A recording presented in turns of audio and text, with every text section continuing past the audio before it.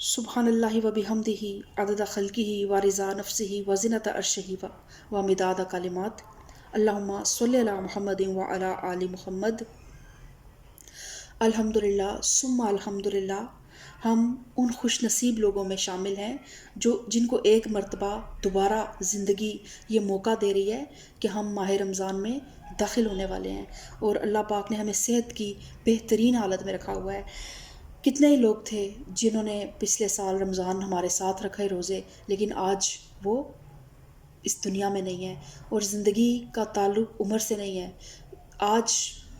ہم یہ نہ سمجھیں کہ ابھی تو ہم 25 سال کے ہوئے ہیں، ہم 30 سال کے ہوئے ہیں، ہم 35 سال کے ہوئے ہیں تو بہت عمر پڑی ہے۔ زندگی پانی کے ایک بلبلے کی طرح ہے، اور اللہ تعالیٰ کے ایک کن کی محتاج ہے۔ جیسے ہی اللہ تعالیٰ نے حکم دینا ہے اور یہ سانس اس کی امانت ہے، اس کے پاس سب کچھ واپس چلا جانا ہے۔ تو یہ جو موقع اللہ پاک ہمیں زندگی میں ہر سال دیتا ہے، بار بار دیتا ہے، اول تو ہر زندگی کا ہر دن ہی ایک نیا موقع ہے، تو ان موقعوں سے فائدہ اٹھائیں۔ تو جس طرح پورے سال اللہ تعالیٰ،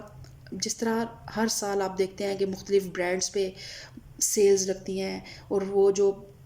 50% ڈسکاؤنٹ آتا ہے، 70% ڈسکاؤنٹ آتا ہے، تو یہ اللہ تعالیٰ کا وہ مہینہ ہے جو کہ سمجھے کہ اللہ تعالیٰ نے سیل لگا دی ہے، ثواب کی سیل لگا دی ہے۔ وہ عبادات، وہ نفل عبادت جو عام دنوں میں ایک نفل عبادت ہی شمار ہوتی تھی، رمضان المبارک میں اس ایک نفل عبادت کا ثواب فرض نماز کے برابر، فرض عبادت کے جتنا ہے، اور جو آپ ایک فرض نماز پڑھتے ہیں اس کا ثواب جو ہے وہ 70 گنا تک اللہ تعالیٰ بڑھا دیتا ہے۔ تو اس بار ہم اللہ تعالیٰ سے دعا کرتے ہیں، ہر سال اللہ تعالیٰ انسان کو کبھی ماضی کی طرف نہیں دیکھنا چاہیے۔ جو وقت گزر گیا اس کو ہم واپس نہیں لا سکتے۔ اگر وہ غفلت میں گزر گیا، سستی میں گزر گیا، لا علمی میں گزر گیا، جہالت میں گزر گیا، تو کوئی بات نہیں۔ اللہ تعالیٰ سورہ رحمان میں فرماتا ہے کہ اس کی ہر روز ایک نئی شان ہوتی ہے۔ اللہ تعالیٰ روزانہ ایک نئی شان کے ساتھ اپنے بندے کے ساتھ معاملہ کرتا ہے، تو کل کے دن کو بھول جائیں۔ اللہ تعالیٰ کہتا ہے کہ جب تم سے گناہ ہو جائیں، نبی کریم صلی اللہ علیہ وآلہ وسلم کی حدیث کا مفہوم ہے کہ اگر گناہ ہو جائیں تو اس کے پیچھے نیکیاں کرو، کیونکہ نیکیاں گناہوں کو مٹا دیتی ہیں۔ تو کبھی بھی مایوس نہ ہوں، کیونکہ مایوسی تو شیطان کا عمل ہے، اور کبھی بھی فار گرانٹیڈ نہ لیں اللہ تعالیٰ کی نعمتوں کو، اللہ تعالیٰ کی رحمتوں کو، اس زندگی کو، اس جو آنے والا ماہ رمضان ہے، اور خصوصاً ابھی جو ماہ شعبان چل رہا ہے اس کو بھی، کیونکہ جیسے آپ دیکھتے ہیں کہ آپ ایک دنیا کا ایونٹ ہوتا ہے جب، تو آپ وارم اپ سٹارٹ کر دیتے ہیں، آپ پریکٹس سٹارٹ کر دیتے ہیں، ایگزامز ہونے والے ہوتے ہیں تو اس سے پہلے آپ کے مڈ ٹرم سٹارٹ ہو جاتے ہیں، موک سٹارٹ ہو جاتی ہے، اور پریپ سٹارٹ ہو جاتی ہے۔ لیکن رمضان کے لیے اس شعبان کے مہینے کو بھی ایک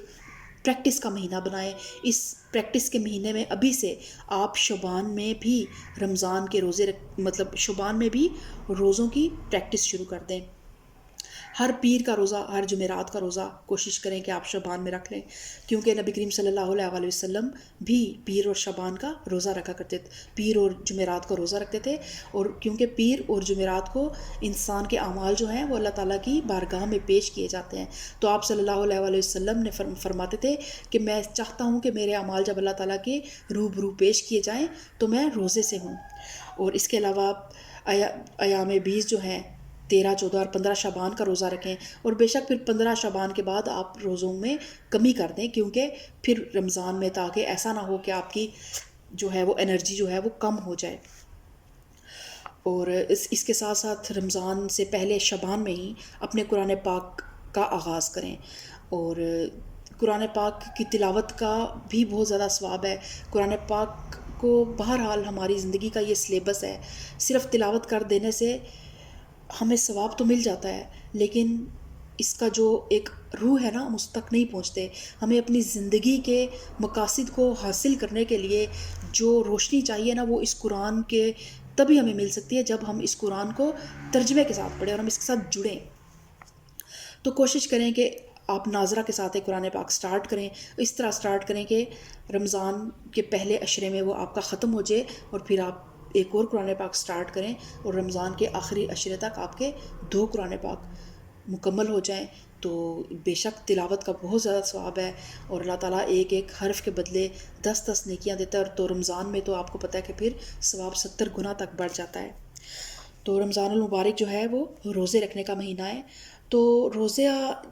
جب بھی آپ رکھیں، اب ہم ان شاء اللہ تعالیٰ بہت تھوڑے سے دن رہ گئے ہیں، تو ہمارا کانسیپٹ سب سے پہلے کلیئر ہونا چاہیے روزے کے متعلق. کہ کچھ لوگ یہ کہتے ہیں کہ کیونکہ جی انٹرمیٹنٹ فاسٹنگ کرنی ہے تو بہتر ہے کہ ہم روزہ رکھ لیں. انما الاعمال بالنیات، اپنی نیت کو خالص رکھیں کہ کوئی انٹرمیٹنٹ فاسٹنگ کا کانسیپٹ میرے دل میں نہیں ہے، میں نے سلم ہونے کے لیے روزہ نہیں رکھ لی، یا میں اس لیے روزہ نہیں رہی کہ میں کسی کو بتاؤں کہ میں نے اتنے روزے رکھ لیے ہیں، یا میں اپنے آپ کو کوئی بہت دیندار شو کرنے کے لیے روزے نہیں رکھ رہی. سب سے پہلے اپنے اس چیز کو خالص رکھیں کہ یا اللہ یہ میں روزہ صرف تیری رضا کے لیے رکھ رہی ہوں، کیونکہ تو نے یہ روزہ مجھ پہ فرض کیا ہے. اور آپ کو پتہ ہے باقی عبادات کے ثواب کے متعلق ہمیں نہیں پتہ چلتا کہ ان کا کیا ثواب ہوگا، کس طرح ہوگا، کس طرح سے اللہ تعالیٰ دے گا. لیکن روزے کے متعلق اللہ تعالیٰ نے فرمایا کہ روزہ میرے لیے ہے اور اس کا ثواب بھی میں ہی دوں گا. اور پھر اللہ تعالیٰ فرماتا ہے کہ روزے دار کے منہ کی جو خوشبو ہے نا، جو ہمیں جس بعض اوقات وہ ہمیں ناگوار لگ رہی ہوتی ہے، سارا دن جب ہم کھاتے نہیں ہیں تو معدے سے ایک عجیب سی وہ ایک کڑوی کڑوی سی ٹیسٹ بھی آتا ہے منہ میں، اور ایک اسمیلی سا ہمیں کچھ فیل ہوتا ہے. لیکن اللہ تعالیٰ کہتا ہے کہ وہ میرے لیے مشک کی خوشبو سے زیادہ مجھے پسند ہے.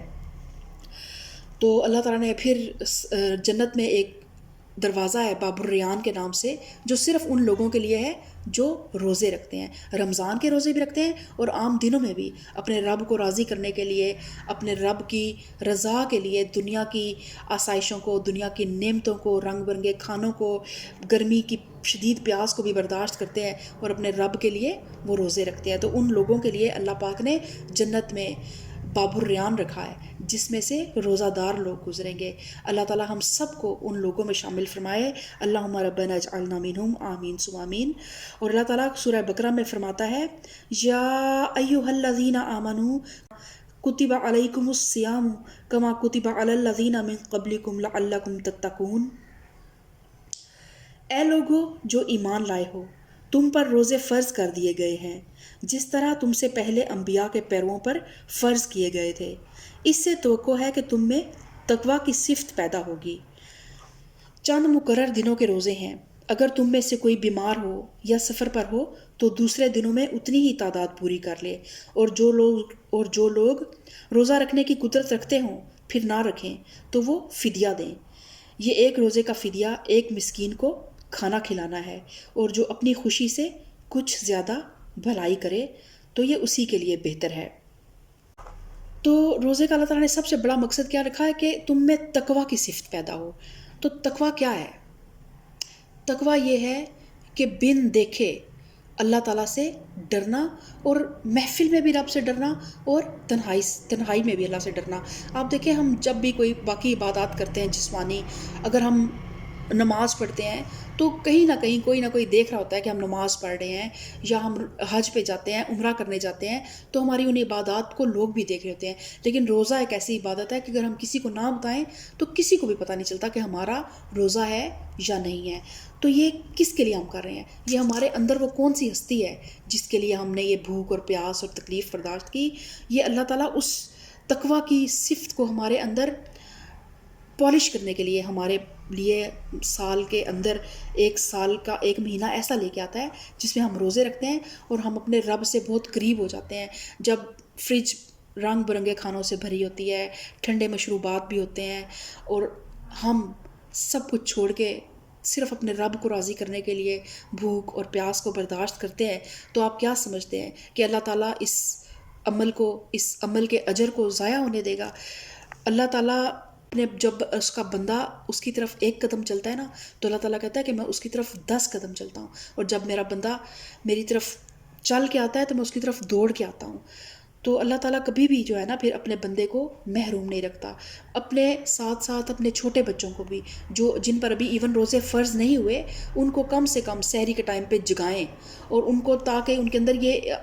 ایک کانسیپٹ ہو کہ یہ سحری کا ٹائم ہے، اس ٹائم پہ ہم اٹھتے ہیں، اس ٹائم پہ ہم روزہ رکھتے ہیں. وہ جب اپنے بڑوں کو رکھتے ہوئے دیکھیں گے تو خود بخود ان کے اندر یہ شوق بھی پیدا ہوگا، اور کہیں نہ کہیں وہ 4-5 گھنٹے کے لیے رکھیں گے، پھر آہستہ آہستہ ان کا اسٹیمنا انکریز ہوتا جائے گا. تو ان کے اندر بھی یہ ایک صفت پیدا ہو جائے گی تقویٰ کی، اور وہ اپنے رب سے چھوٹی ایج میں ان کو انٹروڈیوس کرائیں. بعض اوقات ہم مدرس کیا کرتی ہیں کہ ہمیں بچے کا آرام کا خیال ہوتا ہے کہ بچہ ڈسٹرب ہو جائے گا، اٹھے گا تو ہمیں تنگ کرے گا یا اس کے لیے کچھ بنانا پڑے گا، تو اس چکر میں ہم پھر بچے کو سویا رہنے دیتے ہیں. لیکن کم سے کم اگر بچہ آپ کا 5 سال سے بڑا ہو چکا ہے تو آپ اس کو ضرور جگائیں. چھوٹے بچے تو چھوٹے ہیں، جو بچہ کم سے کم 5 سال سے بڑا ہو چکا ہو یا جس پہ نماز جیسے 7 سال کی عمر میں فرض ہوتی ہے تو اس کو ساتھ ہی روزے کے لیے ٹرین کرنا شروع کر دیں. اور پھر اللہ تعالیٰ نے یہ رعایت رکھی کہ جو لوگ روزے کو برداشت کرنے کی طاقت تو رکھتے ہوں لیکن وہ روزہ نہ رکھیں تو پھر ان کو چاہیے کہ وہ ہر روزے کے بدلے ایک مسکین کو کھانا کھلا دیا کریں. لیکن یعنی اس کے علاوہ کوئی مریض ہے یا مسافر ہے یا کوئی حاملہ عورت ہے یا دودھ پلانے والی عورت ہے یا ایسے بوڑھے لوگ جن میں روزہ رکھنے کی طاقت نہ ہو، ان کے لیے بھی یہ رعایت ہے کہ وہ فدیہ دے دیا کریں روزوں کا. لیکن حاملہ عورتوں کے لیے اور دودھ پلانے والی عورتوں کے لیے بہتر یہی ہے کہ وہ اس وقت فدیہ بھی دے دیں اور بعد میں جب ان کو بچہ بڑا ہو جائے، رضاعت کا دور ختم ہو جائے تو اپنے روزوں کو مکمل کریں. کیونکہ اللہ تعالیٰ کہتا ہے نا کہ وَأَن تَصُومُوا خَيْرٌ لَكُمْ إِن كُنتُمْ تَعْلَمُونَ کہ لیکن اگر تم سمجھو تو تمہارے حق میں یہی اچھا ہے کہ روزہ رکھو. کہ اول تو روزہ چھوڑیں ہی نہ،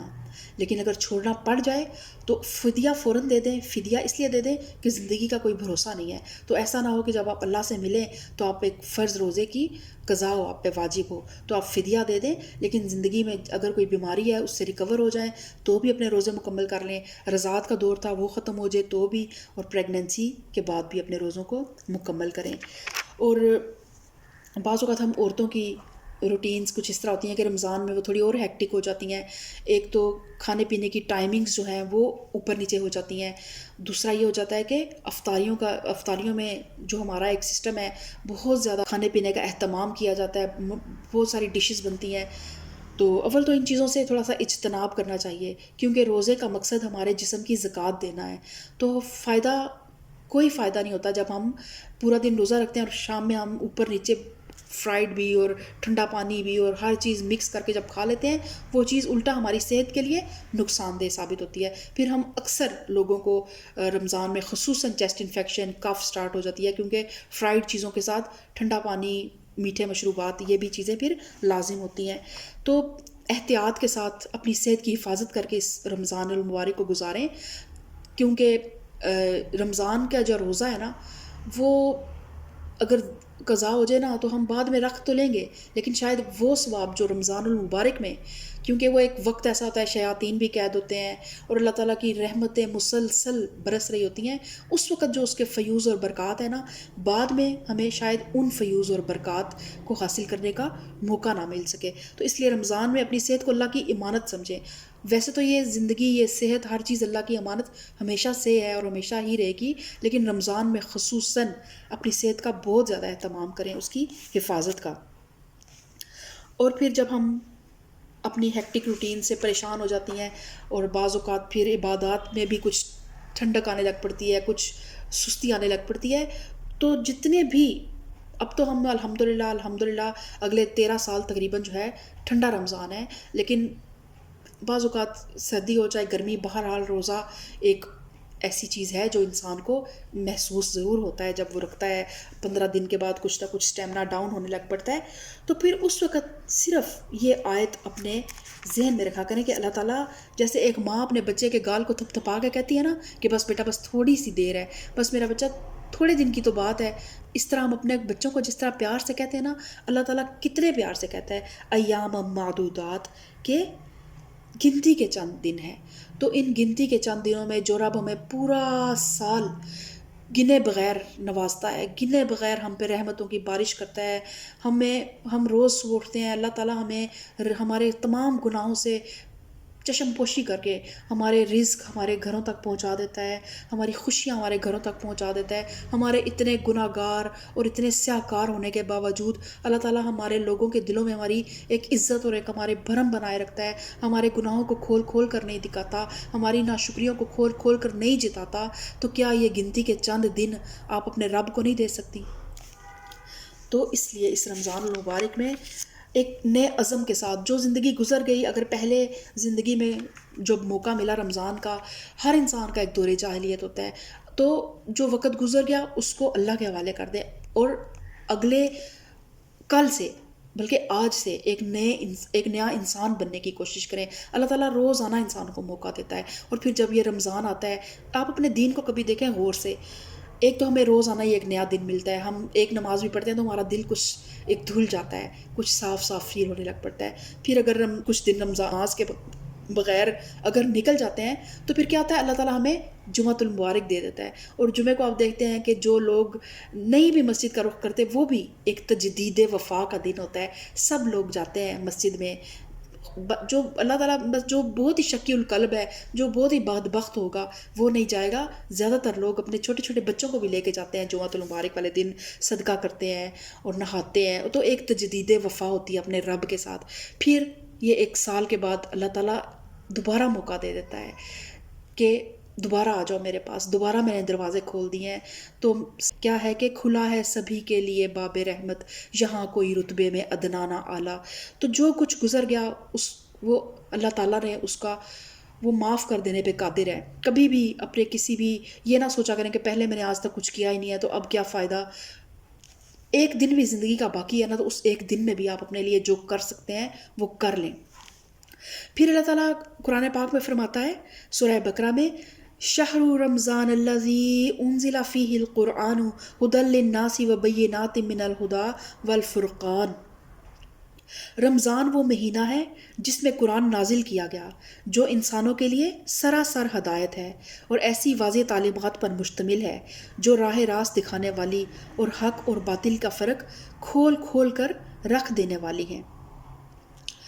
تو اب آپ دیکھیں کہ جب ہم کسی اپنی محبوب ہستی سے محبت کرتے ہیں تو ہمیں 2 مہینے پہلے سے یاد ہوتا ہے کہ اس کی برتھ ڈے آنے والی ہے، ہم نے اس کو سرپرائز دینا ہے. ہم ڈیکوریشن کے بارے میں سوچتے ہیں، ہم تھیمز سوچتے ہیں، ہم کیا کیا نہیں کرتے.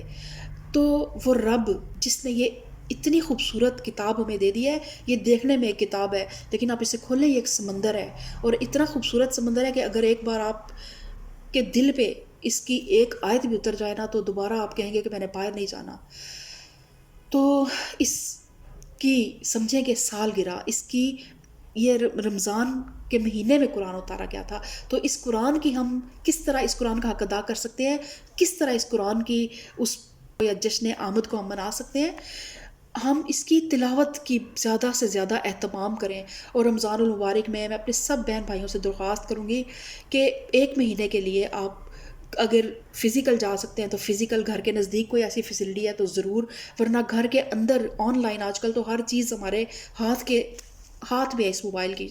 وجہ سے. تو کوئی کہیں سے ہمارے پروردگار نے اس دین کا کام لینے کے لیے بڑے بڑے علماء کرام ہیں، ایک سے ایک اچھا نام ہے. جو نام آپ کے دل کو لگتا ہے اس کا دورہ قرآن نکالیں، اس کی تفسیر نکالیں، اور آپ رمضان میں ایک بار اس قرآن کو گو تھرو کر لیں، دورہ قرآن میں سے گزریں. ایک بار اس قرآن کو آپ ایک بار کر لیں گے جب آپ، تو اگلے رمضان میں اگر آپ کو دورہ قرآن کا موقع نہیں ملے گا تو آپ کو لگے گا کہ رمضان کا وہ لطف ہی نہیں ہے.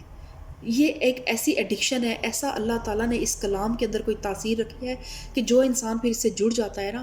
وہ دوبارہ اس کو چھوڑنے کے لیے تیار نہیں ہوتا. تو بس قدم آپ نے خود بڑھانا ہے، پہلی کوشش آپ نے کرنی ہے. تو ورنہ جب انسان اپنے رب کی طرف ایک قدم چلتا ہے تو اللہ تعالیٰ 10 قدم آتا ہے، اور جب انسان چل کر آتا ہے تو اللہ تعالیٰ بھاگ کے آتا ہے، اپنے بندے کو استقبال کرتا ہے اپنے بندے کا. کوشش کریں کہ صرف رمضان میں نہیں، رمضان کے بعد بھی جو سلسلہ چل پڑے نا اس کو توڑے نا، ڈیوریشن کم کر دیں، لیکن پورا سال 1 گھنٹہ ایسا ضرور نکالیں جس میں آپ قرآن کے لیے کچھ وقت نکالیں اور کچھ غور اور فکر اور تدبر کریں. قرآن میں پاک میں اللہ تعالیٰ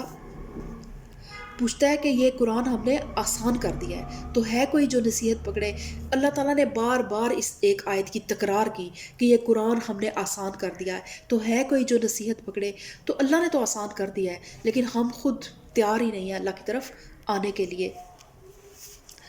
اور پھر روزے کے متعلق یہ بھی ہے کہ سفر کی حالت میں روزے کے جس طرح بیماری میں روزے کو چھوڑ دینے کی اجازت ہے، اسی طرح سفر کی حالت میں بھی روزے کو رکھنا یا نہ رکھنا آدمی کے اختیار تمیزی پر چھوڑ دیا گیا ہے۔ اور نبی کریم صلی اللہ علیہ وآلہ وسلم کے ساتھ جب صحابہ کرام سفر پر جایا کرتے تھے تو کوئی ان میں سے روزہ رکھتا تھا اور کوئی نہیں رکھتا تھا، اور دونوں گروہوں میں سے کوئی دوسرے پر اعتراض نہیں کرتا تھا۔ اور خود نبی کریم صلی اللہ علیہ وآلہ وسلم نے بھی کبھی سفر میں روزہ رکھا اور کبھی نہیں رکھا۔ اور ایک سفر کے موقع پر ایک شخص بدحال ہو کر گر گیا اور لوگ اس کے ارد گرد جمع ہو گئے۔ نبی کریم صلی اللہ علیہ وآلہ وسلم نے یہ حال دیکھ کر دریافت فرمایا کہ کیا معاملہ ہے؟ تو عرض کیا گیا کہ یہ شخص روزے سے ہے۔ تو آپ صلی اللہ علیہ وسلم نے فرمایا کہ یہ نیکی نہیں ہے، اور کیونکہ اللہ تعالیٰ جو ہے وہ اپنے بندوں پہ ظلم نہیں کرنا چاہتا۔ اللہ تعالیٰ نے جب جو بھی عبادات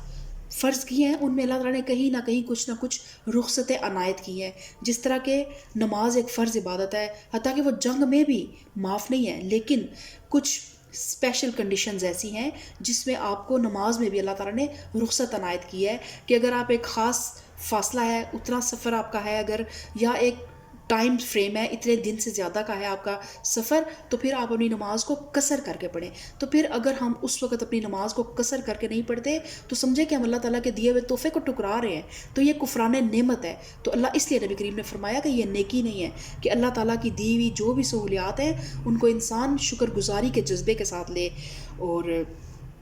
اسی طرح ایک حضرت عمر رضی اللہ تعالیٰ عنہ سے روایت ہے کہ ہم نبی کریم صلی اللہ علیہ وآلہ وسلم کے ساتھ 2 مرتبہ رمضان پر جنگ میں گئے، پہلی مرتبہ جنگ بدر میں اور آخری مرتبہ فتح مکہ کے موقع پر، اور دونوں مرتبہ ہم نے روزے چھوڑ دیے۔ اور فتح مکہ کے موقع پر تو رسول اللہ صلی اللہ علیہ وآلہ وسلم نے یہاں تک فرمایا کہ دشمن سے مقابلہ درپیش ہے، روزے چھوڑ دو تاکہ تمہیں لڑنے کی قوت حاصل ہو، کیونکہ ہمارا رب جو ہے وہ بہت کریم ہے، وہ بہت حکیم ہے، اس کو انسان کی کمزوریوں کا بہت اچھی طرح اندازہ ہے۔ اللہ تعالیٰ سورہ ملک میں کہتا ہے کہ کیا جس نے بنایا ہے اس کو پتہ نہیں ہے،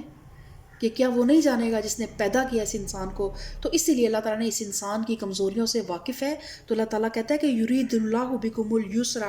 ولا یرید بکم العسر، کہ اللہ تمہارے ساتھ نرمی کرنا چاہتا ہے اور سختی نہیں کرنا چاہتا۔ اور اسی طرح اگر جیسے رمضان کے آخری اشرا میں بہت سے خوش نصیب ایسے بھی ہوں گے جنہیں اللہ تعالیٰ اعتکاف کی سعادت نصیب فرمائے گا۔ تو اعتکاف کے متعلق بھی ایک بات پہ ضرور آپ سب کو بتانا چاہوں گی کہ اعتکاف ایک 24/7 عبادت ہے، 10 دن کے لیے آپ دن رات عبادت میں ہوتے ہیں، کیونکہ رمضان کے باقی دنوں میں اللہ تعالیٰ نے جیسے ہی افطار آپ کر لیتے ہیں تو آپ کی روزے کی عبادت کا ٹائم ختم ہو جاتا ہے، اس کے بعد آپ اپنے میاں بیوی کے ساتھ جو بھی روٹین کے ریلیشنز ہیں ان کو آپ جاری رکھ سکتے ہیں روزے صبح سحر سے پہلے۔ لیکن اللہ تعالیٰ نے فرمایا ہے کہ اور جب تم مسجدوں میں معتکف ہو تو بیویوں سے مباشرت نہ کرو، یہ اللہ کی باندھی ہوئی حدیں ہیں، ان کے قریب نہ پھٹکنا۔ تو ظاہر ہے مرد حضرات ویسے ہی مساجد میں ہوتے ہیں اور خواتین گھروں میں ہوتی ہیں، اور گھروں میں خواتین اعتکاف کا اہتمام کرتی ہیں، لیکن کئی شہروں میں اب خواتین کے لیے بھی مساجد میں اعتکاف کا اہتمام کیا گیا ہے، اور یہ اچھی بات ہے۔ لیکن جو ایک موقع ملا مجھے اس میں نے یہ دیکھا کہ وہ جو اعتکاف ہے وہ اپنی روح سے خالی تھا، کوئی ماحول نہیں تھا، تمام خواتین آپس میں بس وہ شکر کرتی تھی کہ روزہ کھل گیا۔ افطاری کے بعد بھی نماز کے درمیان میں جتنا ٹائم تھا جماعت ہونے میں وہ مسلسل باتیں چل رہی ہوتی ہیں، اور رمضان اور باقی جو نمازوں کے علاوہ جو اوقات بچ جاتے ہیں اس میں بھی خواتین جگہ جگہ پہ گروپس بنا کے بیٹھ جاتی ہیں، اور پھر مسجد کا ایک اسپیشل جو احترام ہے بلند آواز میں کہہ کے لگانا، اور پھر افطار کے بعد گھر والے آ جاتے ہیں اور وہ کچھ جب تراویح کا ٹائم ہو رہا ہوتا ہے اس میں جو بریک ٹائم ہوتا ہے اس میں وہ کچھ کھانے پینے کی محفلیں چل پڑتی ہیں، تو وہ ایک ایسے لگ رہا ہوتا ہے کہ کوئی پارٹی چل رہی ہے، اور مسجد تو اللہ کا گھر ہے اور وہ صرف اللہ کا نام بلند کرنے کے لیے بنائی گئی ہے۔ تو اس طرح آپ کی وہ جو عبادت جو ہے نا اس کا آپ کو کوئی ثواب نہیں ملتا۔ تو اگر آپ نے اس طرح مسجد میں جا کے اعتکاف کرنا ہے کہ آپ نے صرف باتیں کرنی ہے، تو آپ کے لیے بہترین مشورہ یہ ہے کہ آپ گھر پہ رہیں اور اپنے گھر والوں کے لیے سحر اور افطار کا اہتمام کریں، تو آپ کو شاید اس اعتکاف سے زیادہ عبادت کا ثواب ملے گا جو آپ مسجد میں گوسپس کر کے ایک دوسرے کے ساتھ اس کی بات اس کے ساتھ کر کے، وہ ایک عام دنیاوی زندگی والا ہی ماحول ہے۔ تو ہر عبادت کی ایک روح ہوتی ہے، تو اس کوشش کریں کہ جو بھی عبادت کریں اس کا پورا حق ادا کرنے کی کوشش کریں۔ اور پھر رمضان المبارک میں خصوصاً دعا کا بہت زیادہ اہتمام کریں، مسلسل دعائیں مانگیں اپنے رب سے، ہر نماز کے بعد اللہ تعالیٰ سے دعاؤں کا اہتمام کریں، جس زبان میں آپ کو دعا آتی ہے اس زبان میں اللہ تعالیٰ سے دعا مانگیں، کیونکہ ایک تو دعا خود بذات خود ایک عبادت ہے، اور پھر دعا جو ہے وہ سمجھ لیں کہ ہماری عبادت کا مغز ہوتا ہے۔ اور پھر جس طرح ایک مزدور ہے نا، وہ سارا دن محنت مشقت مزدوری کرنے کے بعد تھک ہار کے جو اپنی مزدوری وصول کرتا ہے نا، یہ دعا وہ مزدوری وصول کرنے کا وقت ہوتا ہے، اپنے رب سے مانگا کریں۔ اور اللہ تعالیٰ کہتا ہے کہ وَإِذَا سَأَلَكَ عِبَادِي عَنِّي فَإِنِّي قَرِيبٌ أُجِيبُ دَعْوَةَ الدَّاعِ إِذَا دَعَانِ فَلْيَسْتَجِيبُوا لِي وَلْيُؤْمِنُوا بِي لَعَلَّهُمْ يَرْشُدُونَ۔ اور اے نبی صلی اللہ علیہ وسلم، میرے بندے اگر تم سے میرے متعلق پوچھیں تو انہیں بتا دو کہ میں ان سے قریب ہی ہوں، پکارنے والا جب مجھے پکارتا ہے تو میں اس کی پکار سنتا ہوں اور جواب دیتا ہوں، لہٰذا انہیں چاہیے کہ میری دعوت پر لبیک کہیں اور مجھ پر ایمان لائیں، یہ بات تم انہیں سنا دو، شاید کہ وہ راہ راست پا لیں۔ تو نبی کریم صلی اللہ علیہ وآلہ وسلم نے تو اپنی زندگی کے ایک ایک سانس کو، جب ان پہ اللہ پاک نے یہ قرآن نازل کیا اس کے بعد انہوں نے صرف اس قرآن کے احکامات کو ہم تک پہنچانے کے لیے اپنی پوری زندگی میں اپنی جان بہت زیادہ انہوں نے جتنا حق تھا انہیں ادا کیا۔ اس کے بعد اب یہ حق، یہ فرض امت مسلمہ کے لوگوں پر آتا ہے۔ تو جو بھی اس قرآن سے جڑے اور جس کے بھی دل پر پھر یہ قرآن اتر جائے نا، اور جس کو اس قرآن کی آیات کی سمجھ آنے لگ پڑے، وہ اس کو ایک امانت سمجھ کر آگے پہنچائے۔ اور دیکھیں جب اللہ تعالیٰ خود کہہ رہا ہے کہ میرے بندوں کو بتا دو کہ میں ان سے قریب ہوں اور میں پکارنے والے کی پکار کا جواب دیتا ہوں جب وہ مجھے پکارتا ہے، تو آپ دروازہ کھٹکھٹاتے رہیں، کبھی بھی مایوس نہ ہوں۔ دعائیں جو ہے نا، اللہ تعالیٰ کی ذات بڑی پرحکمت ہے۔ بعض اوقات ہماری کچھ دعائیں قبول کیوں نہیں ہوتی ہیں؟ کیونکہ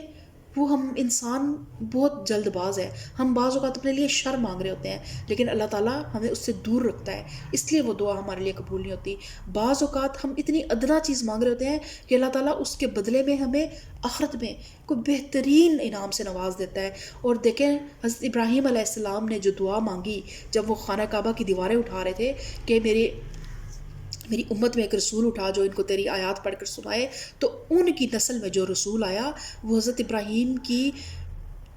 وفات کے کتنے 100 سال بعد آیا۔ تو دعائیں ہماری نسلوں میں قبول ہوتی ہیں، تو کبھی بھی اللہ تعالیٰ کی ذات سے محروم نہ ہو۔ ہمیں کوئی انسان اگر یہ کہہ دینا کہ ہاں میرے پاس آ جانا، میں تمہارا کام کر دوں گا، تو ہمیں اس انسان پہ یقین ہوتا ہے لیکن ہمیں اپنے رب پہ یقین نہیں ہے۔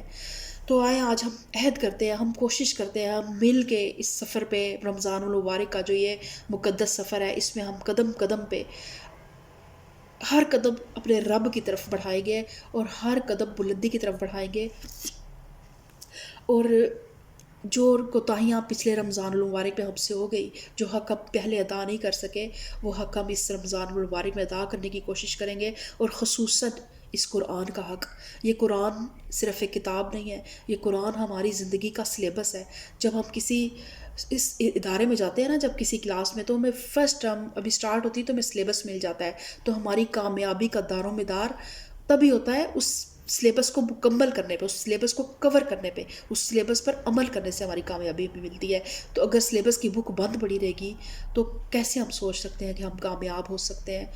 تو آج امت مسلمہ کس پستی کے گڑھے میں گر چکی ہے۔ ہم اللہ تعالیٰ سے دعا کرتے ہیں، اللہ تعالیٰ